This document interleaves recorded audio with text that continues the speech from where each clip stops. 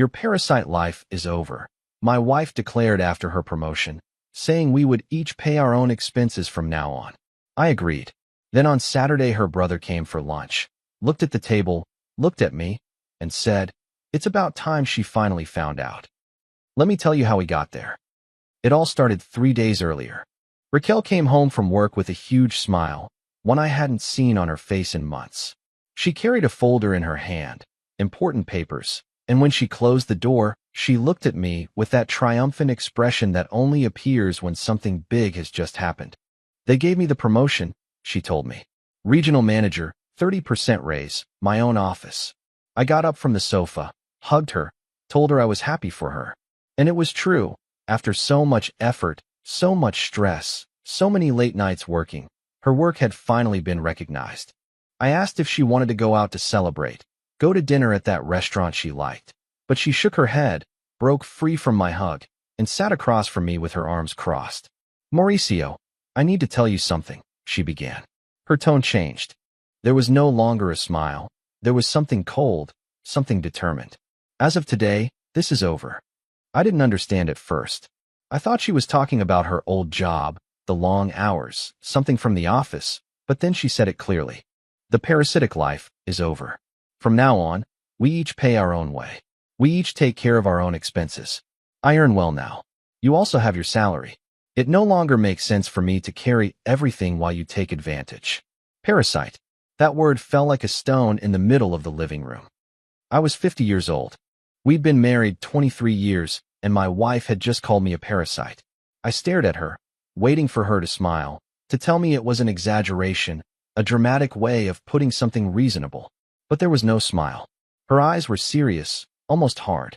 She spoke as if she'd rehearsed that speech, as if someone had put those words in her mouth. And that's when I knew. This didn't come only from her. I didn't raise my voice. I didn't get up from the chair. I didn't ask for explanations. I just sat down slowly and said, "Okay, if that's what you want, that's fine. Deals made, starting tomorrow, each on their own." She blinked. I think she expected a fight, a complaint, maybe tears or pleas, but I just looked at her calmly and nodded. She was quiet for a moment, as if my answer had thrown her off. Then she got up without saying more and went to the bedroom. I stayed sitting there looking at the wall, feeling something inside me rearrange itself in a completely new place. At that moment, Raquel thought she had won. She thought she had finally set boundaries, that she had stopped carrying an unnecessary burden. She didn't know that wasn't the end of anything. It was just the beginning. That night, I didn't sleep well, not out of sadness or anger. I slept badly because my head wouldn't stop calculating numbers, bills, receipts, transfer confirmations, everything I'd paid for years without her noticing, everything I kept paying month after month. And I realized something she'd never stopped to check. I realized that maybe this was the only way she would understand. I didn't say anything else that night. I didn't say anything the next day either. I got up on Friday as usual, made my coffee, went to work. I acted completely normal. When I came back in the afternoon, she was already home sitting at her computer checking emails. She greeted me without looking up. I returned the greeting and went straight to the kitchen. I prepared my dinner. Just one plate, just mine. She looked up when she saw me serving. She looked at me for a few seconds, but didn't say anything. She went back to her screen. Friday was the same. Polite silence, each in their own world. I paid for my gas, bought my lunch, kept all the receipts. She did the same, I guess. She didn't ask. Neither did I. And then Saturday came. On Saturday morning, the doorbell rang around 11 a.m. It was David, her younger brother. He came for lunch like almost every weekend. Raquel opened the door with that wide smile she always reserved for her family. David came in, greeted me with a firm handshake, sat on the living room sofa, and started telling us about his week. Raquel seemed happy, relaxed. She told David about the promotion. He congratulated her, gave her a hug, told her she deserved it. After a few minutes, Raquel got up and went to the kitchen. I heard her open the refrigerator. There was silence. Then I heard her footsteps returning. She appeared in the living room doorway with a frown. "Mauricio, there's nothing in the refrigerator." I replied calmly, without looking up from my phone. "No, there isn't." She waited, as if I was going to give some additional explanation. "But don't you buy groceries on Fridays?" she asked. "Yes," I replied. "I always did, but not anymore." Remember what you said on Thursday. Now each on their own. If you want lunch, you buy it.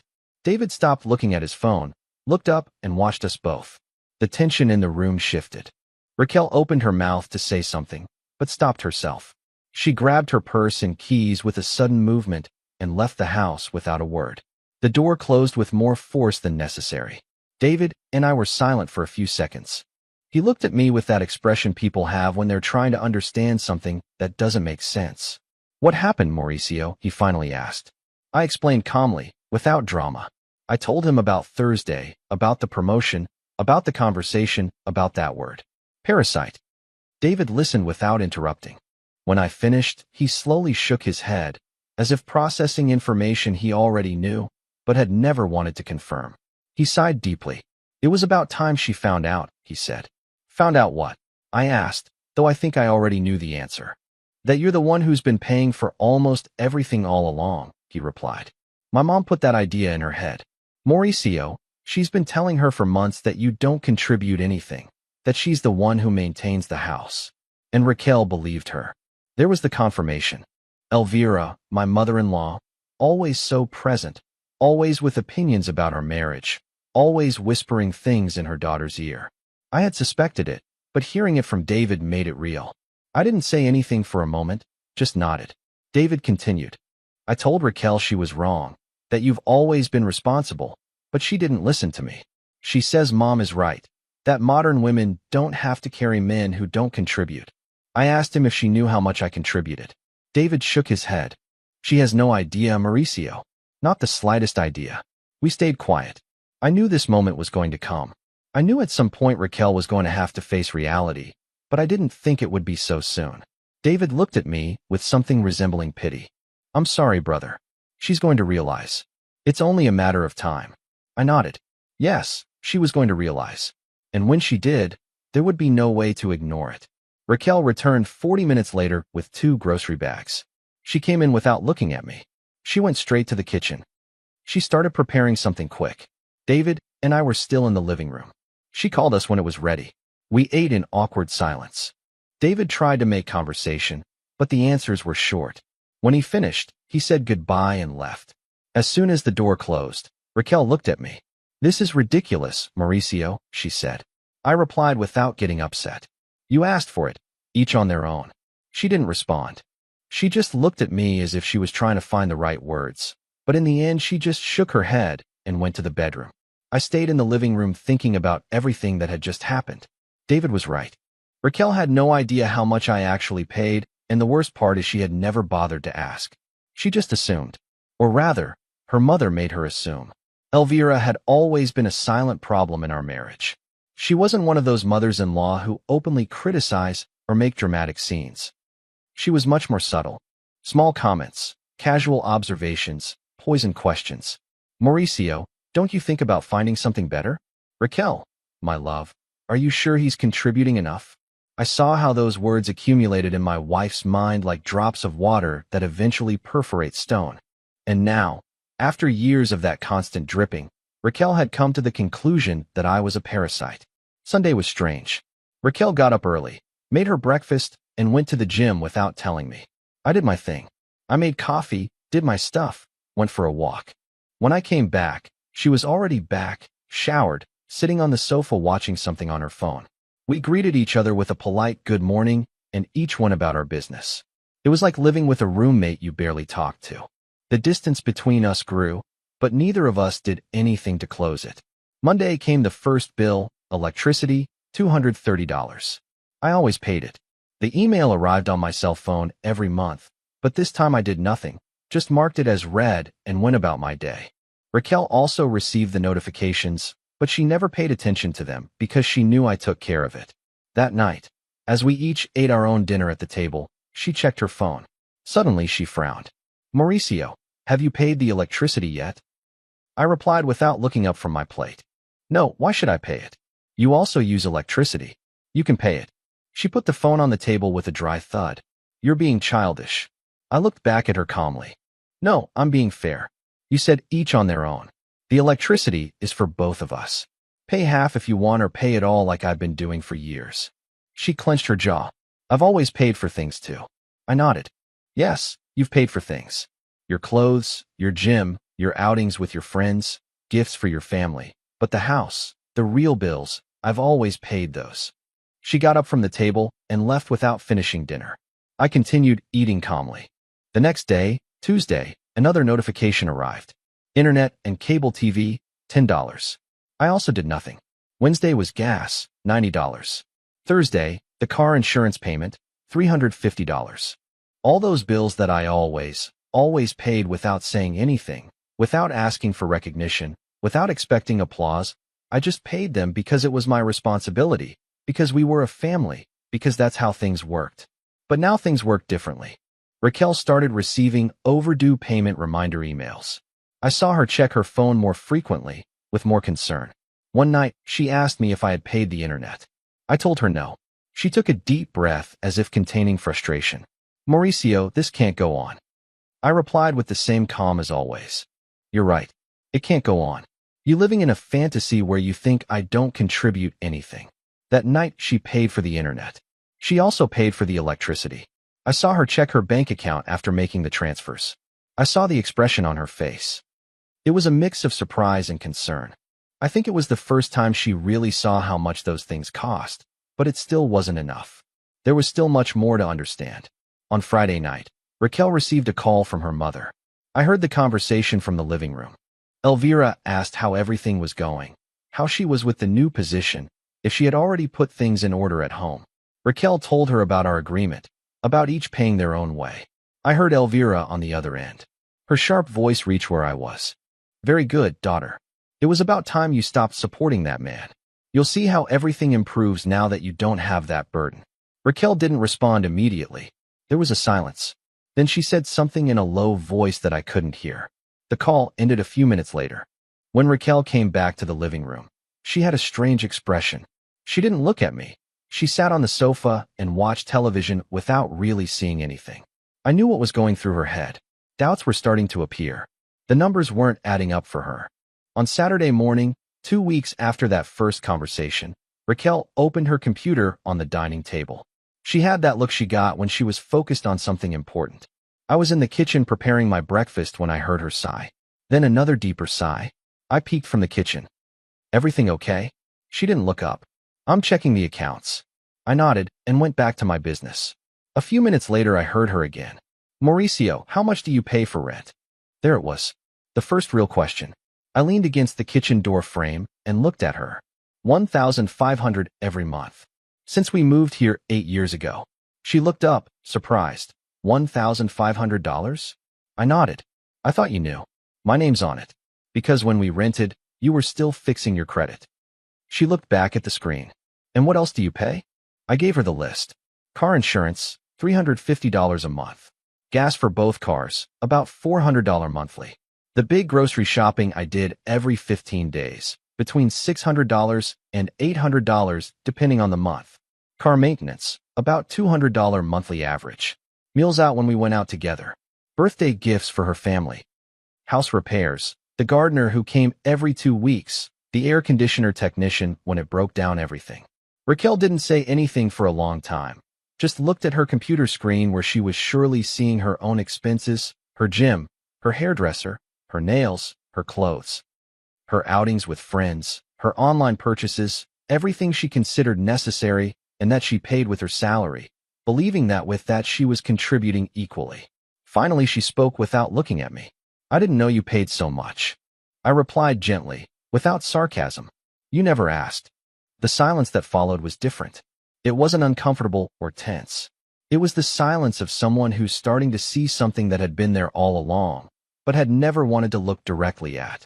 Raquel slowly closed the computer, got up from the chair, and went to the bedroom without saying anything else. I finished my breakfast, washed my plate, and went to do my things. The cracks were appearing, and this was just beginning. The following days were revealing. Raquel started noticing things that used to go unnoticed. On Tuesday morning, she realized there was no coffee. There was always coffee because I bought it every week. But now I didn't. She had to go out early to buy a bag before going to work. That night, she arrived tired and opened the refrigerator looking for something quick for dinner. There was nothing prepared. Normally, I would leave something made or at least ingredients ready to cook. Now the refrigerator only had the basics that each bought for themselves. I saw her order food through an app. She spent $25 on something that would have cost $5 if we'd made it at home. I saw her frown when confirming the payment. Small things. Everyday details that added up and added up. On Wednesday, she ran out of toilet paper in her bathroom. She came to ask me if I had extra. I told her yes, that there was some in my bathroom, but that it was mine, that if she needed some she had to buy it. She looked at me as if I was joking. Mauricio, it's toilet paper. I know, I replied. And I bought it for myself. You buy yours. She was quiet for a moment, then shook her head and left. An hour later, I heard her leave. She went to the corner store. When she came back, she had a small bag, toilet paper, hand soap, shampoo, things that had always been there available. Without her knowing where they came from. Now she knew. They came from me. They had always come from me. On Thursday, she received a message from the building manager. The rent was overdue. It was the 15th of the month, and normally I paid it on the 1st. Raquel came into the living room with her phone in her hand. Mauricio, the rent is overdue. I nodded without looking up from the book I was reading. I know. And you're not going to pay it. No, I replied. I don't pay the rent anymore. Now each pays their own. Remember $1,500. You're half of this house, so you have to pay $750. She stood there processing $750 added to the $400 she had already paid for electricity, internet, and gas. Plus her gym, $120 a month. Plus her car, $200 insurance. Plus gas, plus food, plus everything else. I saw her do the calculations mentally. I saw her expression change. But you're not going to let us be evicted, she finally said with a tone that tried to be firm, but trembled a little.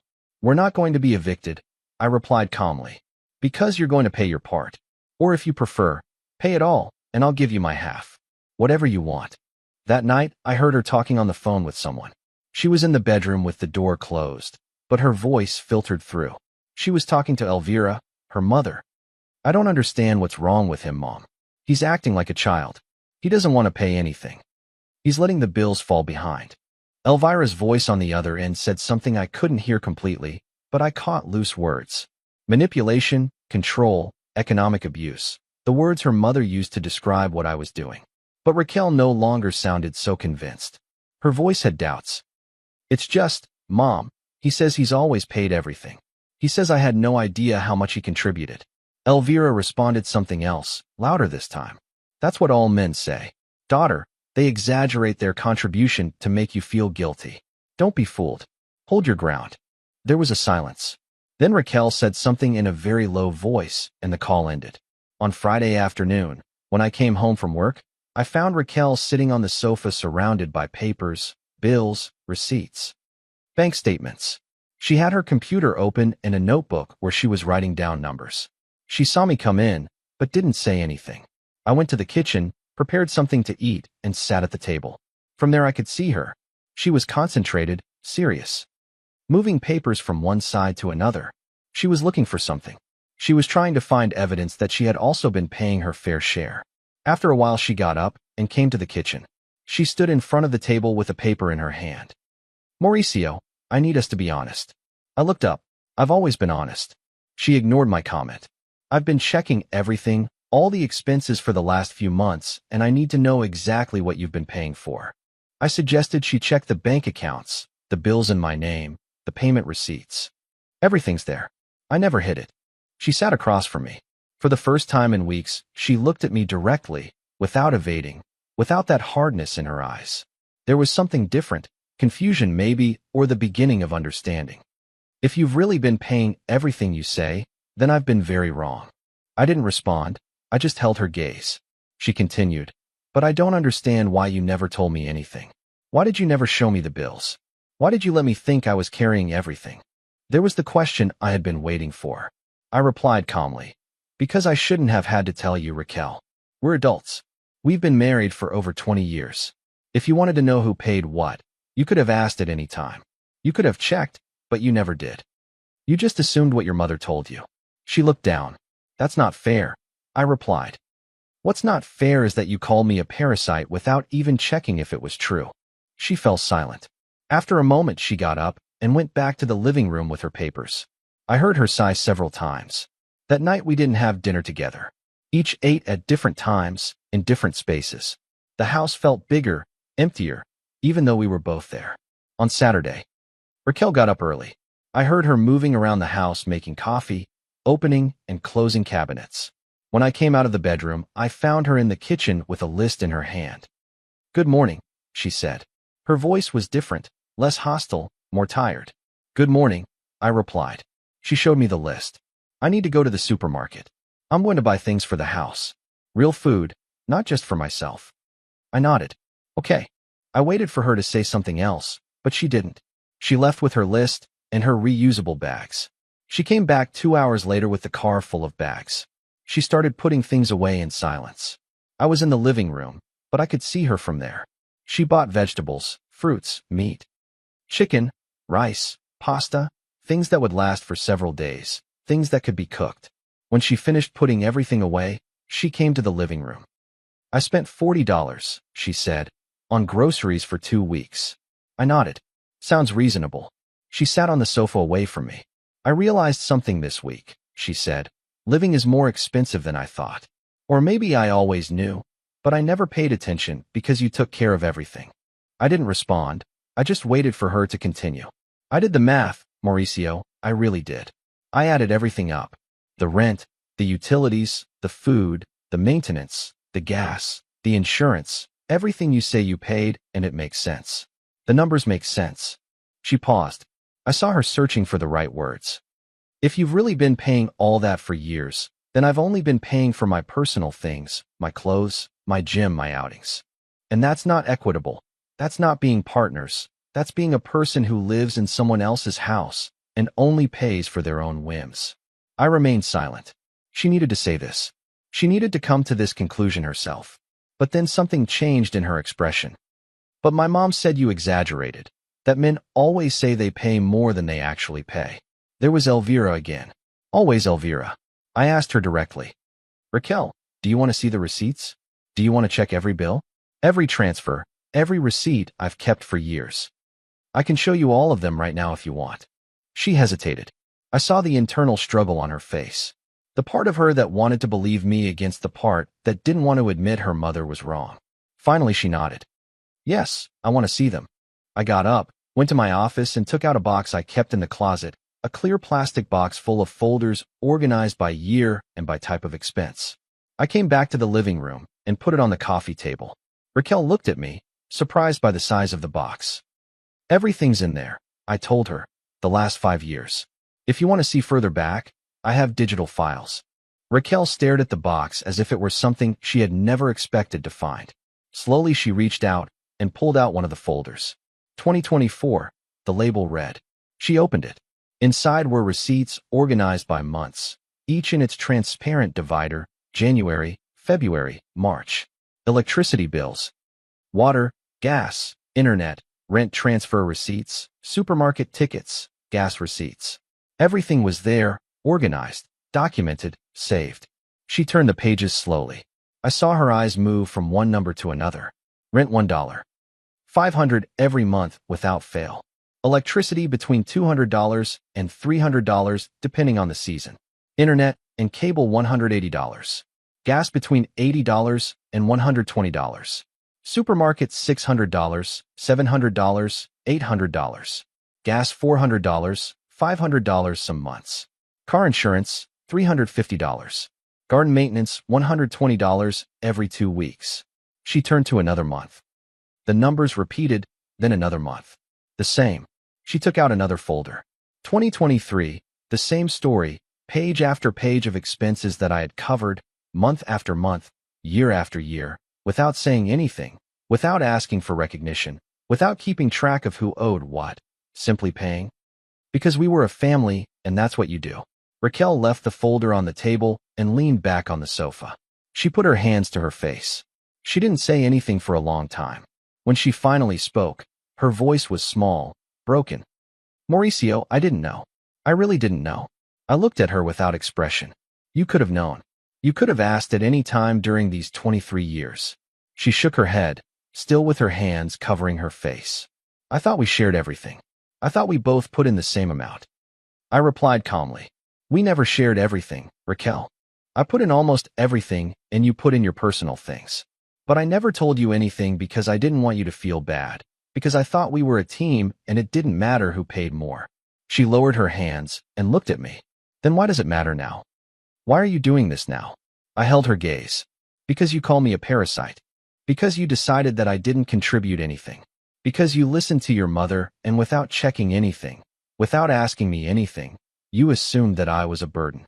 And then you told me that each should pay their own. I'm just doing exactly what you asked. Raquel got up from the sofa and started walking back and forth across the living room. She was agitated, nervous, running her hands through her hair. My mom said that all men exaggerate their expenses, that you surely paid some things, but not as much as you said. I leaned back on the sofa. Your mom was wrong, and you chose to believe her instead of trusting me. That's what hurts the most, Raquel. It's not the money. It's that after more than 20 years together, you chose to believe your mother's narrative over the reality of your own marriage. She stopped in front of the window with her back to me.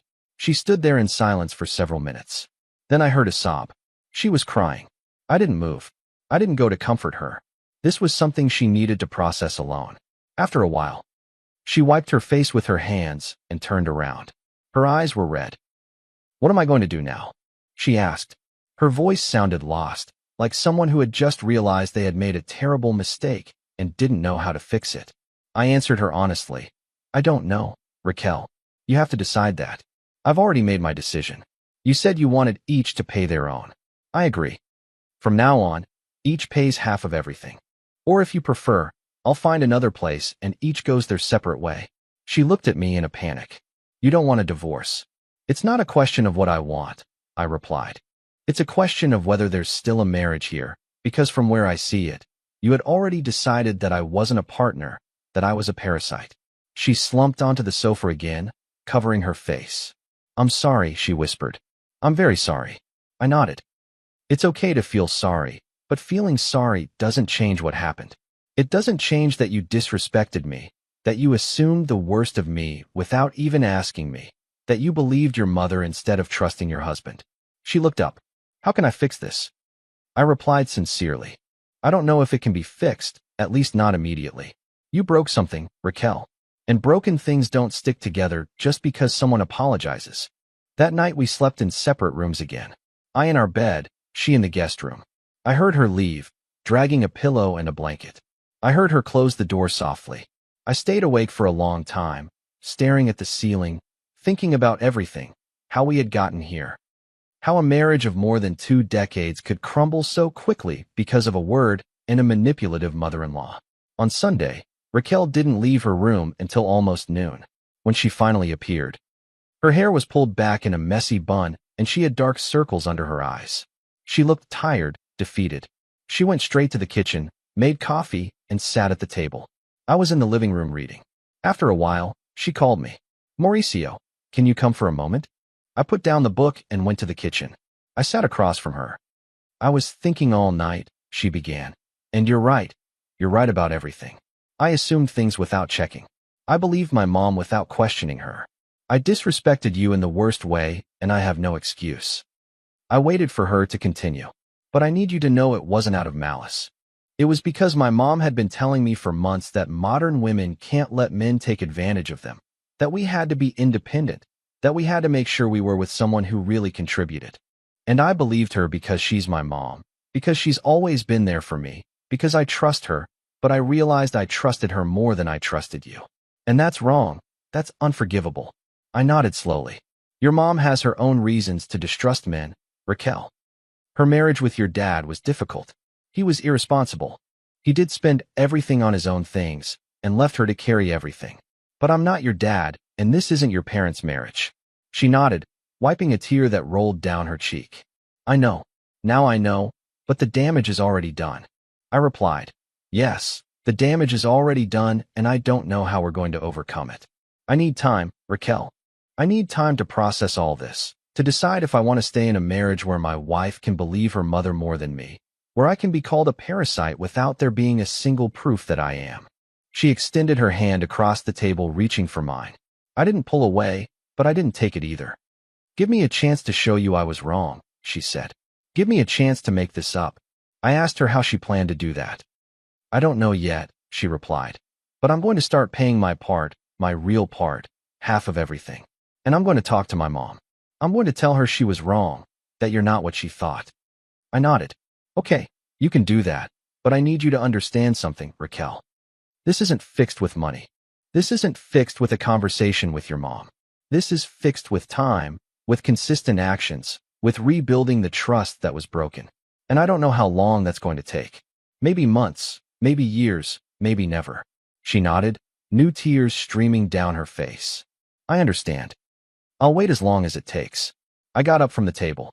I'm going for a walk. I told her. I need air. She nodded without saying anything. I took my keys, my phone, and left the house. I walked around the neighborhood for over an hour thinking, processing, trying to understand how I really felt. I was angry. Yes, I was definitely hurt. But I was also tired of having to prove my worth. Tired of having to justify my place in my own marriage. When I returned home, Raquel was in the kitchen preparing something. It smelled good. She was cooking chicken with vegetables, something she hadn't cooked in a long time. She saw me come in and smiled shyly. I thought I'd make dinner for both of us. If you want. I stood in the kitchen doorway. Okay, I replied. Thanks. She nodded and continued cooking. We ate dinner together that night, mostly in silence, but together. It was a small step. The following days were strange. Raquel tried to get closer, but I still kept my distance. It wasn't cruelty, it was protection. I needed to make sure this was real. That it wasn't just a temporary reaction to realizing her mistake. On Monday, she transferred $750 to my account, her half of the rent. She didn't say anything. Just showed me the receipt. I nodded. On Tuesday, she paid her share of the internet and electricity. On Wednesday, she bought the large grocery order, spending almost $400. I saw her checking prices, comparing brands. Choosing carefully. It was something I had never seen her do. That week I also noticed something else. Raquel started coming home later from work. Not much, maybe half an hour, 40 minutes. But enough to be noticeable. One night, I asked her if everything was okay at the office. She hesitated before answering. Yes, everything's fine. I just have more responsibilities now with the promotion. I nodded, but something in her tone told me there was more to it. On Thursday night, I heard her phone ring while she was in the shower. It was a message. The screen lit up on the living room table. It was from Elvira. I need to talk to you urgently. Call me. I didn't touch her phone. When she came out of the shower, I told her her mom had texted. She checked the message and sighed. I'm going to call her, she said, but her voice didn't sound enthusiastic. She locked herself in the bedroom. This time her voice was louder, firmer. I could hear snippets of the conversation from the living room. No, Mom, you're wrong. Mauricio, isn't that right? Yes, I saw the receipts, all of them from the last few years. He's been paying for almost everything. Elvira's voice on the other end sounded agitated, annoyed. Then I heard Raquel respond with something that surprised me. No, Mom, I'm not going to keep listening to this. You projected your problems with Dad onto my marriage, and I was foolish to let you. There was silence. Then more arguing. Finally, Raquel raised her voice. Enough. Mom, I've made my decision. I'm going to fix this with my husband, and I need you to respect that. The call ended abruptly. Raquel came out of the bedroom with a red face, her eyes bright. She sat on the sofa next to me. I spoke clearly to my mom, she said. I told her she was wrong about you. That I was wrong. That I need her to stop interfering in our marriage. I asked her how Elvira had reacted. Raquel let out a bitter laugh. As expected, she told me I was being manipulated, that you brainwashed me, that I would regret it, the typical responses of someone who doesn't want to admit they were wrong. I nodded. And what did you tell her? She looked at me directly. I told her that if I had to choose between her opinion and my marriage, I chose my marriage, that if she couldn't respect that, then we needed distance for a while. That answer surprised me. Raquel and her mother had always been very close. For her to set that boundary was significant, but it still wasn't enough. Boundaries with words were easy, maintaining them was another thing. On Friday, Raquel came home with something in her hands. A folder. She sat across from me in the living room. I did something today, she said. I went to the bank and opened a joint account. I put my full salary in there, and I want you to put yours too so everything is transparent. so we both see where the money comes from and where it goes. I looked at her in surprise. That's a big step, I said. She nodded. I know, but I need you to see that I'm serious, that I really want to change how we've been managing things. Or rather, how I wasn't paying attention to how you were managing things. I took the folder. Inside were the account papers, all signed on her side. Only my signature was missing. I left it on the table. I'll think about it, I told her. She didn't insist, she just nodded. Okay, take your time. That night we sat down to watch a movie. Well, she watched the movie. I was there. But my mind was elsewhere thinking about everything. About whether I really wanted to go back to how things were. About whether we could go back. About whether I wanted to go back. Because there was something I discovered during these weeks of financial separation. I discovered that I could be alone, that I didn't need to carry someone who didn't value me. On Saturday morning the doorbell rang. It was David again. He came without warning. Something unusual for him. Raquel opened the door. He came in with a serious expression. I need to talk to both of you, he said. We sat in the living room. David settled on the sofa across from us. Mauricio. Raquel, I have to tell you something. Raquel looked at him worried. What's wrong? He took a deep breath. I talked to Mom yesterday. After your call with her, Raquel, she's furious. She says Mauricio is manipulating you, that the receipts might be fake, that men are experts at deceiving with numbers. Raquel closed her eyes, frustrated. Oh my God. David raised a hand. Let me finish. I told her I also saw the receipts, that I've been coming here every Saturday for years, and there's always food. Everything's always in order. Mauricio is always the one making sure everything works. I told her she's projecting her own traumas onto your marriage. Raquel opened her eyes. And what did she say? David smiled sadly. She hung up on me. Raquel put her hands to her face. This is a disaster. David shook his head. No, sister, this was necessary. Mom has been controlling your life since you got married. She always has an opinion about everything, about your house, about your job, about your husband. And you always listen to her because she's Mom. But it's time for you to live your own life, to make your own decisions, to trust your own judgment. He looked at me. Mauricio, I'm so sorry about all this. I should have spoken sooner. I should have told Raquel years ago that Mom was wrong about you, but I didn't want to get involved. I thought she would eventually figure it out herself. I was wrong. I replied honestly. I appreciate you saying that, David, but this isn't your responsibility. It's Raquel's, and it's mine too, for never talking clearly about finances. David nodded. Well, I came to tell you that, and also to tell you that I support both of you. You're good together, you just need to communicate better. And Raquel, you need to learn to set boundaries with Mom. Raquel nodded, wiping away tears. I know, I already started. David got up to leave. Before leaving, he stopped at the door. Oh, and one more thing, Mom is planning to come next week to talk to you. I just wanted to warn you. He left us in silence. Raquel looked at me with concern. What are we going to do when my mom comes? I replied calmly. You're going to do what you have to do.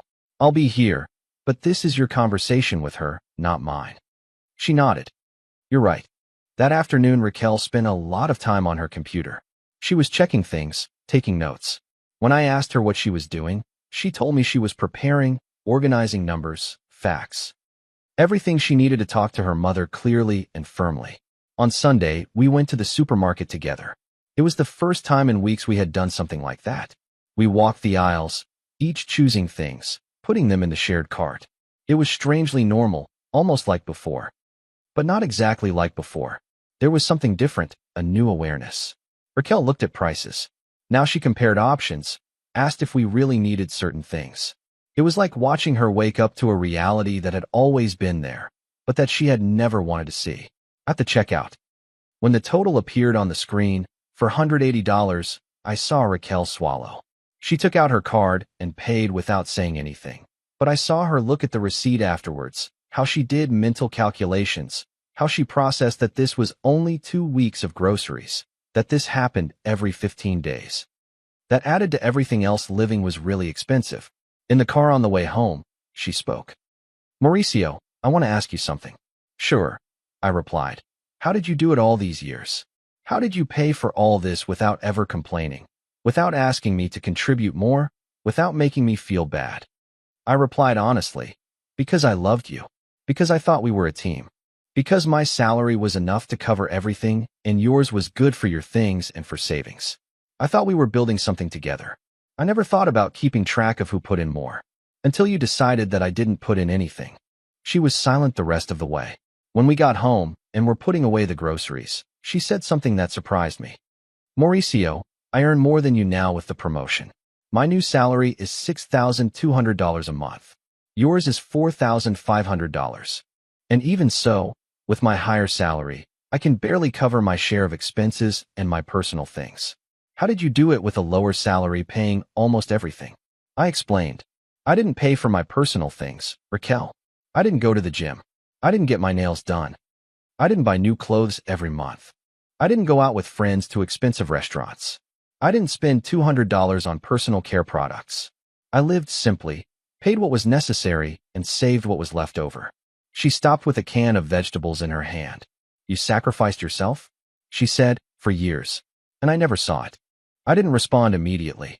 I continued putting things in the refrigerator, arranging products in the pantry. Finally, I told her, I don't see it as sacrifice. I see it as responsibility, as what you do when you have a family, when you share your life with someone. But yes, there were things I didn't do, places I didn't go, purchases I didn't make, because I prioritized the stability of our home. Raquel sat in one of the kitchen chairs, put the can on the table without putting it away. She looked overwhelmed. I was selfish, she said, so selfish. I spent my salary on what I wanted, when I wanted, without asking myself if you also needed or wanted something, without offering to pay more, without even asking if you were okay with the arrangement we had. I told her the truth. I never complained because I was okay with the arrangement. What wasn't okay was that you thought I didn't contribute, that you called me a parasite, that you believed I was using you. She wiped her eyes with the back of her hand. I know, and I'll never be able to apologize enough for that. We finished putting away the groceries in silence. When we finished, Raquel made coffee for both of us. We sat at the kitchen table, facing each other, with steaming mugs between us. Mauricio, I want you to know I'm going to change, she said. I'm no longer going to the luxury gym. I canceled that membership. I found a cheaper one. I saved $70 a month. She continued. I also talked to my friends. I told them I won't be able to go out as much as before, that I need to be more responsible with my expenses, that I have a home to maintain. I looked at her. You don't have to do that, Raquel. You can still see your friends. She shook her head. It's not just about the money. It's because I realized I was living as if I were single, as if I had no responsibilities, as if you were just there to make my life easier while I enjoyed my full salary. She took a sip of coffee. That's not a marriage. That's having a provider who gets nothing in return. And I'm ashamed to have done it for so long without realizing it. I replied honestly. I did receive things in return, Raquel. I received your company, your laughter, the moments we spent together. But you're right that it wasn't equitable. And maybe I was also to blame for not talking about it sooner, for assuming you knew and agreed. She extended her hand across the table. This time I took it. Her fingers were cold, trembling. We're going to fix it, she said, step by step. We're going to build something better, something fairer for both of us. I nodded slowly. We can try, but I need time, Raquel. I need to see that this is real, that you're not going to go back to the same thing in 2 months when the novelty wears off. She squeezed my hand. I'm going to prove it to you, for as long as it takes. The following days were better, not perfect, but better. Raquel started cooking more often. We shared household chores more equitably. She did the laundry, I cleaned the kitchen, she vacuumed, I organized the garage. Small things that built a new rhythm. A new normal. But I still kept an emotional distance. We still slept in separate rooms. There was still an invisible wall between us. On Wednesday of the following week, the moment we had both been dreading arrived. Elvira appeared without warning. She rang the doorbell at 7 p.m. Raquel opened the door. Her mother came in like a hurricane with that energy she always brought, that certainty that she was right about everything. Raquel, we need to talk, she said without even greeting us. She looked at where I was in the living room. Alone. Raquel stood firm. No, Mom, if you have something to say, you say it here in front of both of us. Elvira frowned. I don't like your tone, Raquel, I replied this time, getting up from the sofa. Elvira, if you're going to come to our house, you're going to respect your daughter and me. If you can't do that, then it's better you leave. Elvira looked at me as if I had slapped her. How dare you speak to me like that? I'm here for my daughter's sake. Raquel stepped between us. Mom, enough. Sit down. Are we going to talk like adults or not? Elvira hesitated, clearly unaccustomed to her daughter setting boundaries. Finally, she sat on the sofa with her arms crossed, tense and defensive. Raquel sat across from her. I stood, leaning against the wall, observing. Mom, I came to tell you that you were wrong about Mauricio, Raquel began.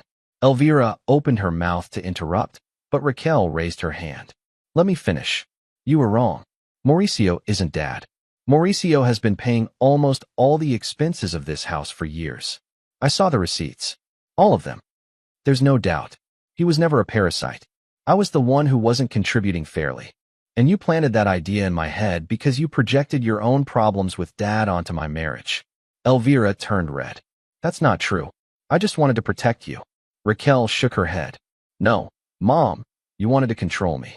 You wanted my marriage to fail because yours failed? You wanted me to see Mauricio as you saw Dad. But they're not the same person, and you have no right to destroy my marriage because of your own traumas. The silence that followed was thick. Elvira looked at her daughter with a mixture of surprise and rage. Finally, she spoke. I can't believe you're talking to me like this. After everything I did for you. Raquel remained calm. I appreciate everything you did for me, Mom, but that doesn't give you the right to control my life. I'm an adult woman. I have a husband who loves me and whom I love, and I need you to respect that. If you can't, then we need distance. Elvira got up abruptly. Okay, I see you've made your decision. When everything falls apart, don't come crying to me. She headed for the door. Raquel got up too. Mom, it doesn't have to be like this. We can have a healthy relationship if you stop trying to control me. Elvira stopped at the door without turning around. I'm going to need time to process this. She left, closing the door forcefully. Raquel stood there looking at the closed door and started to tremble. I went over and hugged her. She broke down in my arms, crying. Did I do well? She asked between sobs. I replied softly.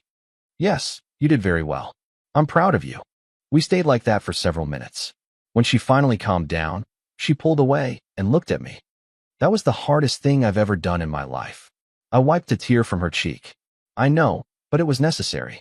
That night, Raquel didn't go to the guest room. She stayed in the living room with me. We watched a movie together. She leaned on the sofa with her head near me, though not touching me. It was small progress, but progress nonetheless. When the movie ended, she looked at me. Mauricio, I want to ask you something. Go ahead. Do you think you'll ever be able to completely forgive me? Will you be able to trust me again? I replied honestly. I don't know, Raquel. I want to be able to, but trust is built with time and consistent actions. You hurt me deeply, not just with what you said, but with not believing me, with choosing your mother's narrative over our reality. That doesn't heal overnight. She nodded. I understand. I'll keep proving to you that I've changed for as long as it takes. She got up from the sofa. Good night, Mauricio. I returned the greeting. Good night. She stopped before going to the bedroom. Thanks, she said, for not giving up yet, for giving me this opportunity. I told her the truth. I'm not doing it just for you. I'm doing it for the 23 years we built together, to see if there's still something to save. She nodded and left. I stayed in the living room for a while longer thinking about everything that had changed, about everything that still needed to change. The next day, Raquel came home from work earlier than usual. She had a bag in her hand. She looked for me in my office. I have something for you, she said. She opened the bag and took out a box. It was a watch, one I had mentioned months ago that I liked, but never bought because it was expensive. You remembered? I said, surprised. She nodded. I've been saving. I wanted to give you something that showed I'm thinking of you, that I don't just think of myself. I took the box. It was a significant gesture. Thanks, Raquel. She smiled shyly. It's not enough to make up for everything. I know, but it's a start. I nodded. Yes, it's a start. That night we had dinner together. A dinner she prepared with food we had both chosen at the market. We talked about everyday things, work, projects, plans for the weekend. It was normal, almost like before, but with something new and awareness. A mutual respect that wasn't there before. The weeks that followed brought small, but constant changes. Raquel started asking before making big purchases.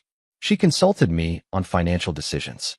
We reviewed the accounts together every Sunday night, sitting at the dining table with the computer between us, seeing where every dollar went. It was something we had never done in 23 years of marriage, and it should have been that way from the beginning. One afternoon, Leonardo, my boss, came with news. "Mauricio, I need to talk to you." He called me into his office. "I was reviewing performance evaluations, and your work has been exceptional these last few months. I want to offer you a position as department coordinator. It comes with a 20% raise." I thanked him, surprised. It was something I didn't expect. When I came home that night, Raquel was in the kitchen preparing dinner. I told her about the offer. Her reaction surprised me. She was genuinely excited, not with that superficial enthusiasm from before, but with something deeper. "Mauricio, that's incredible. You deserve it. You've worked so hard for years without recognition." She hugged me.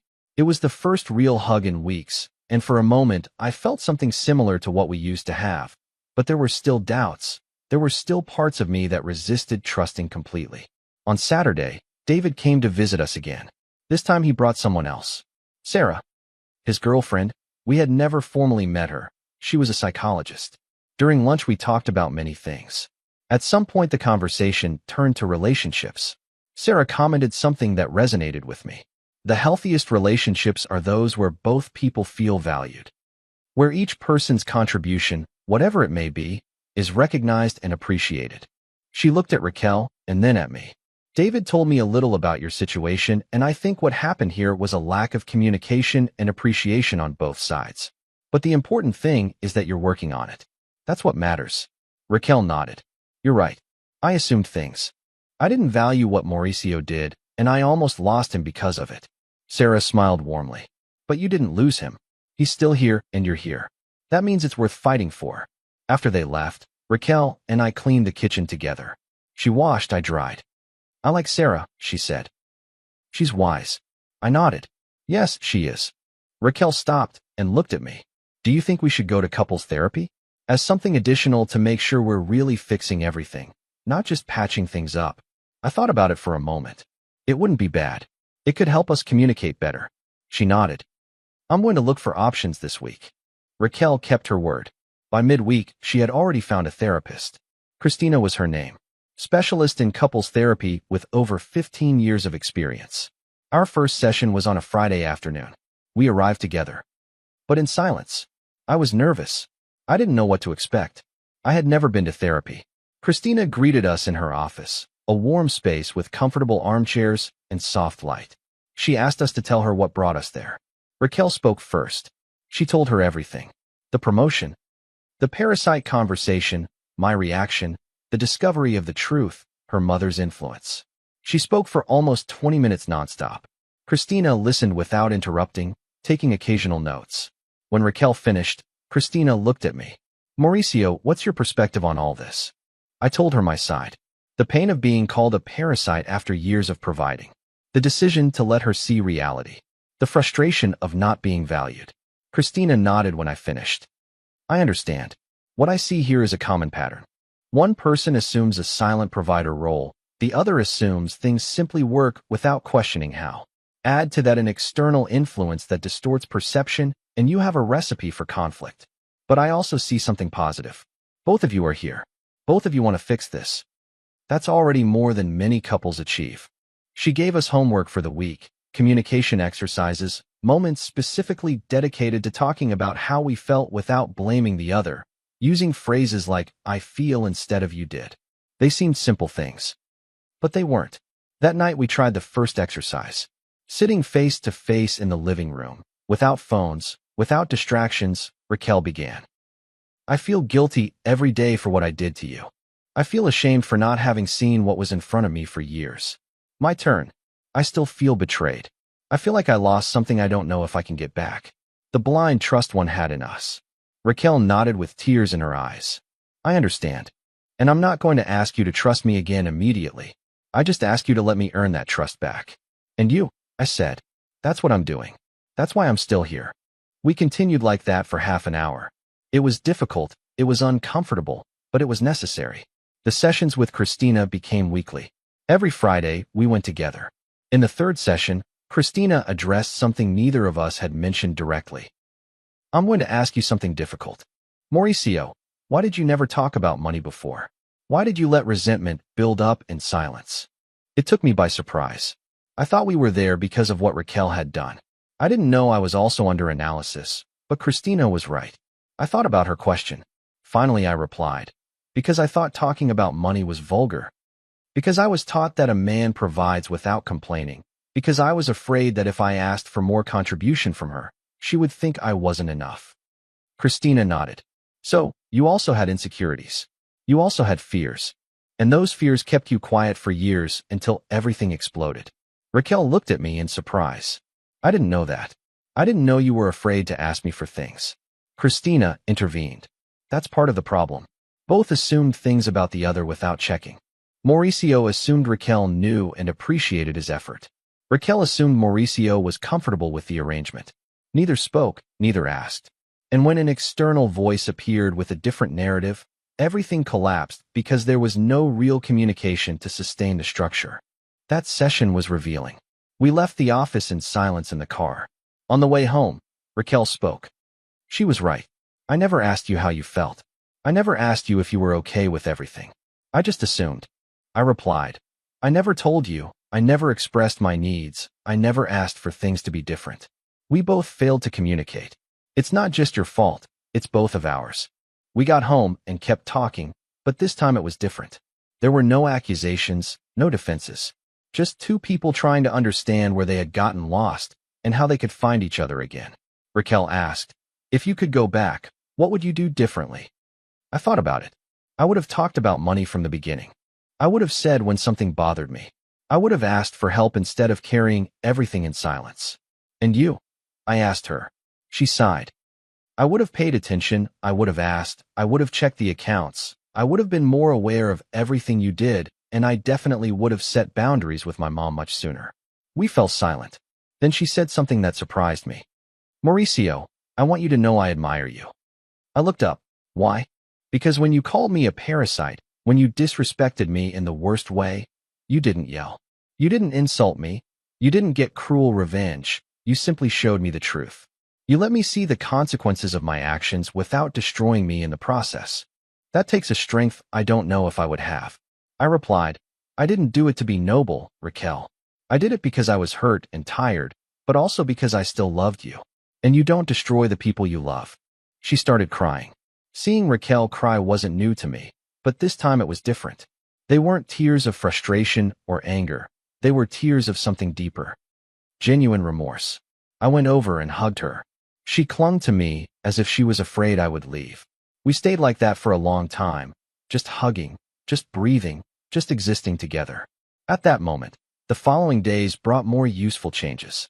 Raquel started leaving me notes. Small messages on the refrigerator, on my desk, on the bathroom mirror. Thanks for making coffee this morning. I appreciate you fixing the garage door. I love you. Simple, but meaningful things. I started doing the same. I thanked her when she cooked, when she cleaned, when she did things I used to take for granted. We were learning to see each other. One night, Raquel received a call. It was Elvira. I saw her hesitate before answering. Finally, she did. Hello, Mom. The conversation was brief. Raquel listened more than she spoke. When she hung up, she looked at me. My mom wants to come for dinner. She wants to apologize to both of us. I asked her how she felt about it. I don't know. Part of me wants to tell her no, that I need more time, but another part wants to give her a chance. What do you think? I replied honestly. I think it's your decision. She's your mom.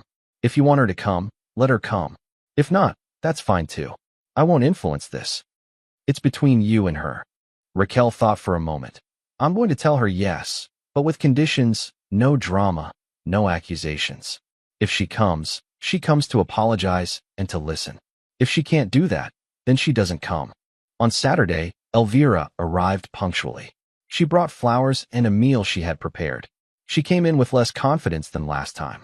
She looked smaller, more humble. Hello, she said softly. Hello, Mom, replied Raquel. We sat in the living room. The initial silence was awkward. Finally, Elvira spoke. I came to apologize to both of you. I've been going to therapy these last few weeks, and my therapist helped me see that I projected my problems with Raquel's dad onto your marriage. She continued, Mauricio, I judged you without really knowing you. I assumed things based on my experience, without seeing that you're different, that your marriage with my daughter is different, and because of that I almost destroyed what you have. I'm sorry. I didn't expect such a direct apology. I nodded. I appreciate you saying that, Elvira. She looked at Raquel. And to you, daughter, I ask forgiveness for not respecting your ability to manage your own life, for trying to control you, for not trusting your judgment. I raised you to be strong and independent, but then I didn't let you be. Raquel had tears in her eyes. Thanks, Mom. That means a lot. Elvira nodded. I don't expect you to forgive me immediately. I just hope you give me the opportunity to do things better from now on, to be a mother and a mother-in-law who supports instead of one who interferes. Raquel got up and hugged her mother. Elvira hugged her back.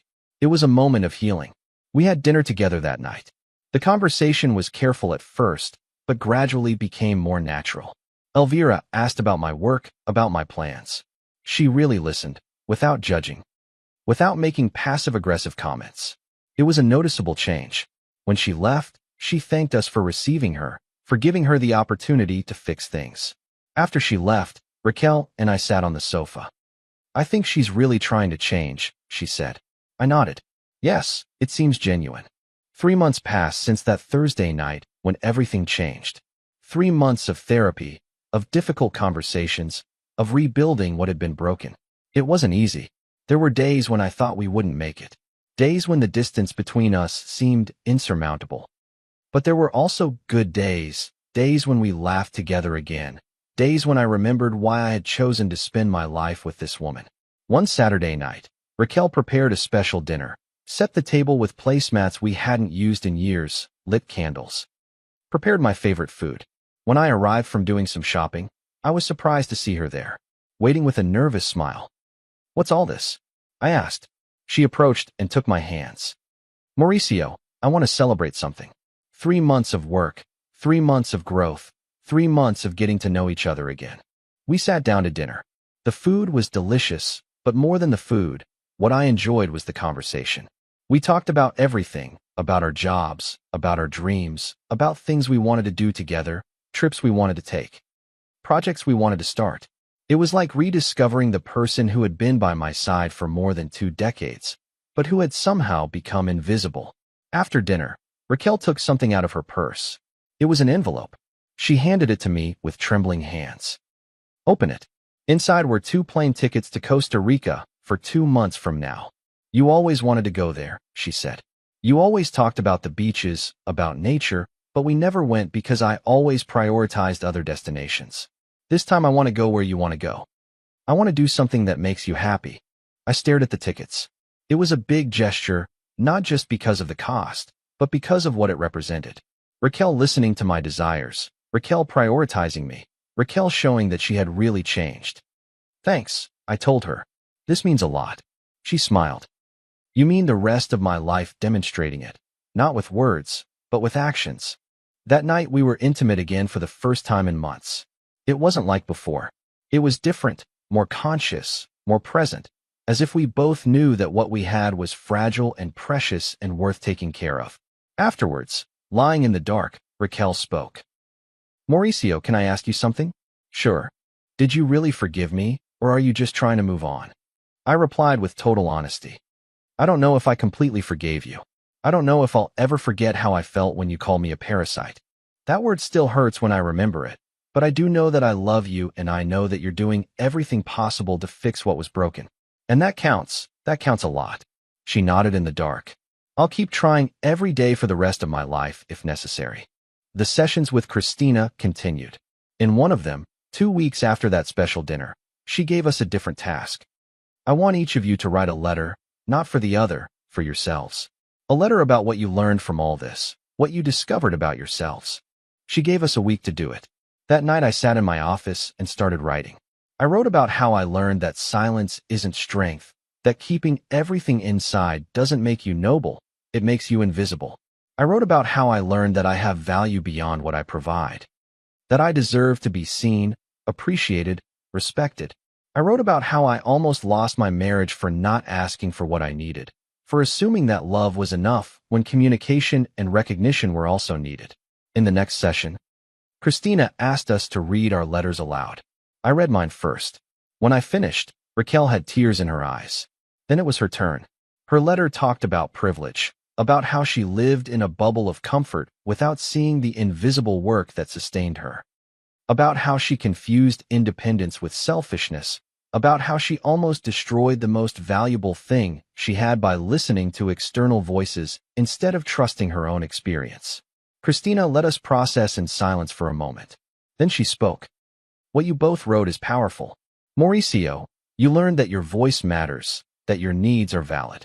Raquel, you learned that true maturity isn't in how much you earn or what position you have, but in how conscious you are of your impact on others. Both of you grew, and that growth is what will sustain this marriage from now on. We left that session feeling different, lighter somehow, as if we had left something heavy behind. In the car, Raquel took my hand. I'm proud of us, she said, that we didn't give up, that we chose the hard work instead of the easy way out. I nodded. Me too. That night, we went for a walk in the park near home, holding hands talking about the future, about plans, about dreams. A week later, I received a call from Leonardo. Mauricio, I need you to come to my office. I went immediately wondering what was happening. When I entered, there were several people from the management team. They informed me that the coordinator position they had offered me came with additional responsibilities. They wanted me to lead a new, important project with a large budget and company-wide visibility.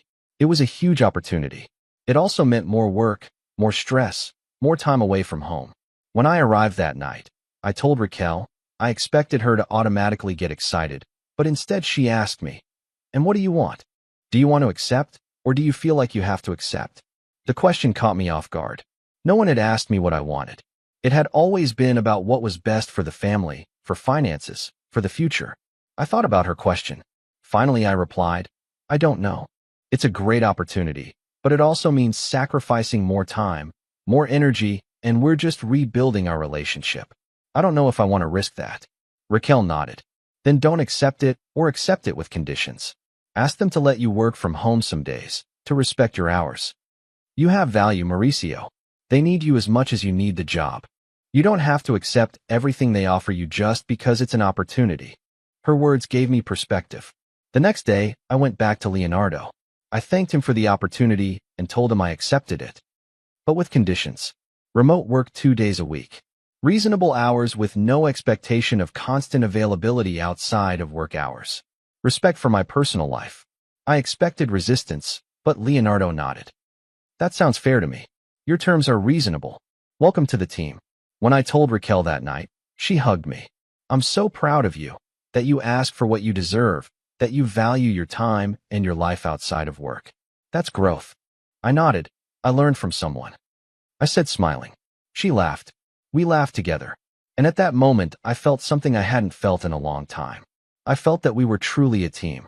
Two people supporting each other instead of one carrying the other. David came to visit us the following Saturday. He brought Sarah with him. While we had lunch, they told us they were getting married. Raquel got excited. Congratulated them effusively. David looked at me. Mauricio, I want to ask you something. Do you want to be my best man? I was surprised.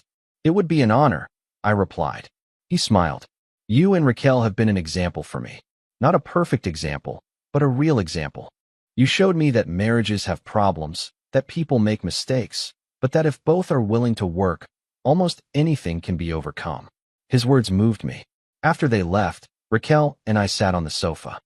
I never thought we would be an example for anyone, she said, especially after everything that happened.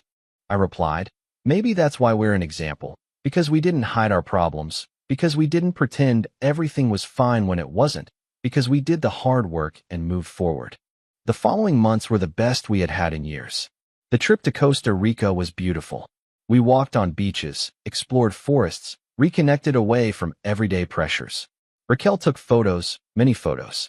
Photos of landscapes, of animals, but above all photos of us together smiling. Happy. One night, watching the sunset on the beach, she told me, thanks for not giving up on me, for giving me the opportunity to be better.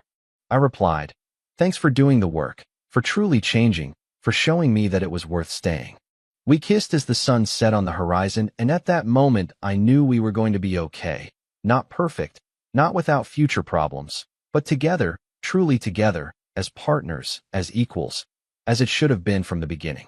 Some lessons only appear when we stop carrying others, when we let people see the consequences of their actions, when we value ourselves enough to demand respect. I learned that my value isn't in how much I give without asking for anything in return. Raquel learned that real independence includes seeing and appreciating interdependence. And together we learned that a marriage isn't about who contributes more, but about both contributing with awareness, with gratitude, with love.